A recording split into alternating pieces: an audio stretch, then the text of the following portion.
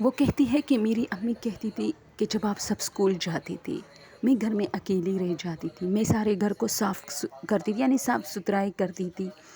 اور کچن کے اندر جا کے جیسے ہی کھانا جو ہے تیار کرنے میں مصروف ہو جاتی تاکہ میں پھر بیٹھ جاؤں تھوڑی دیر کے لیے، اس لیے پہلے کھانا بھی بنانا پڑتا تھا۔ تو مجھے لگتا تھا کہ جتنے بھی کمرے ہیں سب کمروں میں بچے کی رونے کی آواز آ رہی ہے۔ یہ دن کا ٹائم ہوتا تھا، 10 بجے کا ٹائم ہوتا تھا، 10 AM۔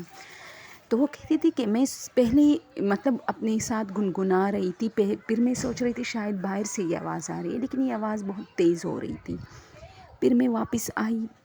سارے کمروں کو دیکھا، اس کے دروازوں کو کھولا، لیکن وہاں کوئی نہیں تھا۔ پھر میں اندر آئی،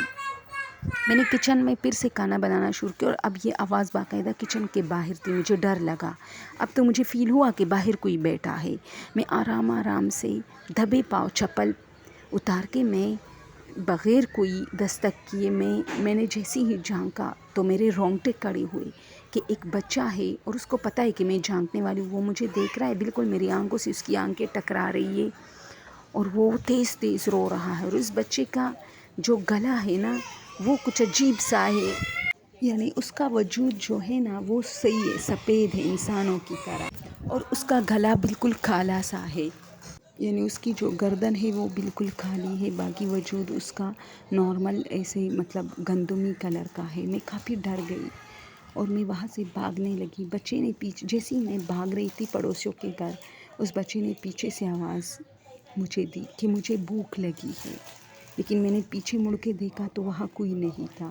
اور میں بھاگتے ہوئے پڑوسیوں کے گھر گئی، وہاں سے 2-3 لوگوں کو لے آئی، ہم لوگ کچن میں گئے، سارے گھر میں ڈھونڈا لیکن کوئی نہیں ملا، اور اس واقعے کو آج 25 سال ہو گئے، لیکن اس بات پہ میرے گھر والے بالکل یقین نہیں کرتے، جبکہ میرے پڑوسی یقین کر رہے ہیں، کیونکہ وہ کہتے ہیں کہ جس طرح آپ بھاگ رہی تھی، جس طرح آپ ہمارے گھر میں آئے اور جس طرح آپ کے پورے وجود میں پسینے آ رہے تھے، اسی سے ہمیں پتہ چلا تھا کہ آپ ڈر گئی ہو اور بہت زیادہ۔